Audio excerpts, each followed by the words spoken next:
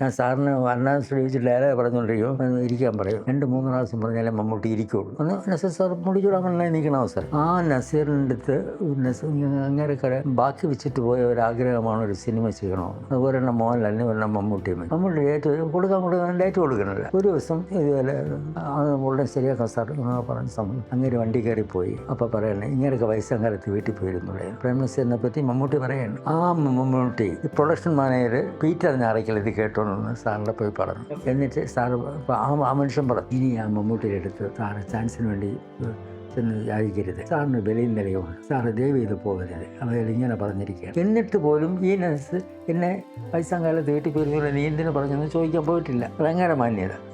ഈ മനുഷ്യൻ ചാൻസിന് തെണ്ടിയിടുന്ന കാലത്ത് 2-3 പ്രാവശ്യം ഇരിക്കാൻ പറഞ്ഞാൽ തീരുന്നില്ല. ഇത് ഞാനൊരു എപ്പിസോഡിൽ പറഞ്ഞു. അപ്പം മമ്മൂട്ടി ഫാൻസുകാർ പറയണ എനിക്ക് ഭ്രാന്താണെന്ന്. അവന്മാർ എന്നെ പറ്റി പറയണം. നടന്ന സംഭവം. ഇപ്പം വരും ഓരോരുത്തർ വരണം.